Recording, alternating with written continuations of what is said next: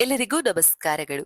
ನೀವು ಕನಸಲ್ಲಿ ಮಂಗಳಸೂತ್ರವನ್ನ ನೋಡಿದ್ರೆ ಅಥವಾ ಮಂಗಳಸೂತ್ರ ತುಂಡಾದಂತೆ ಕಂಡ್ರೆ ಅದರ ಹಿಂದೆ ಕೆಲವು ಶುಭ ಮತ್ತು ಅಶುಭ ಚಿಹ್ನೆಗಳು ಇರುತ್ತೆ.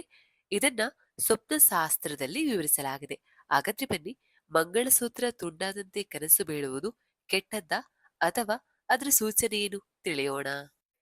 ಹಿಂದೂ ಧರ್ಮದಲ್ಲಿ ಮಂಗಳಸೂತ್ರವು ವಿವಾಹಿತ ಮಹಿಳೆಯರಿಗೆ ವೈವಾಹಿಕ ಆನಂದದ ಸಂಕೇತ, ಅಂದ್ರೆ ಶುಭದಾರ. ಮಂಗಳಸೂತ್ರಗಳು ಪ್ರತಿಯೊಬ್ಬ ಮಹಿಳೆಯ ಜೀವನದಲ್ಲಿ ವಿಶೇಷವಾದ ಮಹತ್ವವನ್ನ ಹೊಂದಿದೆ.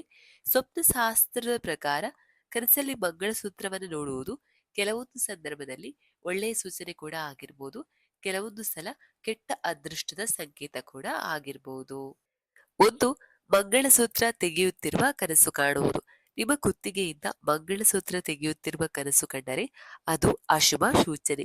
ಈ ಕನಸು ಅಂದ್ರೆ ನಿಮ್ಮ ಪತಿ ತಮ್ಮ ಜೀವನದಲ್ಲಿ ಕೆಲವು ಬಿಕ್ಕಟ್ಟು ಅಥವಾ ಒತ್ತಡವನ್ನ ಎದುರಿಸಲಿದ್ದಾರೆ.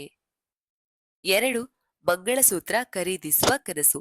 ನೀವು ಮಂಗಳಸೂತ್ರ ಖರೀದಿಸುವ ಕನಸು ಕಂಡರೆ ಅದು ಶುಭ ಸಂಕೇತ.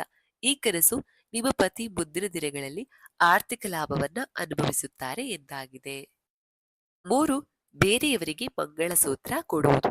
ಯಾರಾದ್ರೂ ನಿಮ್ಗೆ ಮಂಗಳಸೂತ್ರ ಕೊಡುತ್ತಿದ್ದಾರೆಂದು ಅಥವಾ ನೀವು ಬೇರೆಯವರಿಗೆ ಮಂಗಳಸೂತ್ರ ಕೊಡುವ ಕನಸು ಕಂಡರೆ ಜಾಗರೂಕರಾಗಿರಬೇಕು.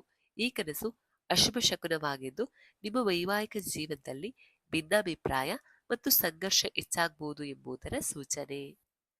ನಾಲ್ಕು, ಮಂಗಳಸೂತ್ರ ಮುರಿದಂತೆ ಕನಸು ಕಾಣುವುದು. ಸ್ವಪ್ನಶಾಸ್ತ್ರದ ಪ್ರಕಾರ ನಿಮ್ಮ ಮಂಗಳಸೂತ್ರ ತುಂಡಾದಂತೆ ಕನಸು ಕಾಣುವುದು ಸಹ ಅಶುಭ ಸಂಕೇತವಾಗಿ ಪರಿಗಣಿಸಲಾಗುತ್ತೆ. ಈ ಕನಸು ನಿಮ್ಮ ವೈವಾಹಿಕ ಜೀವನದಲ್ಲಿ ಬಿರುಕು ಉಂಟಾಗಬಹುದು ಎಂಬ ಅರ್ಥವನ್ನ ನೀಡುತ್ತೆ. ಇದಿಷ್ಟು ಮಂಗಳಸೂತ್ರಕ್ಕೆ ಸಂಬಂಧಪಟ್ಟಂತಹ ಕನಸುಗಳಾಗಿದೆ. ಇನ್ನೊಂದು ವಿಡಿಯೋದೊಂದಿಗೆ ಭೇಟಿಯಾಗೋಣ. ಅಲ್ಲಿವರೆಗೂ ಟೇಕ್ ಕೇರ್.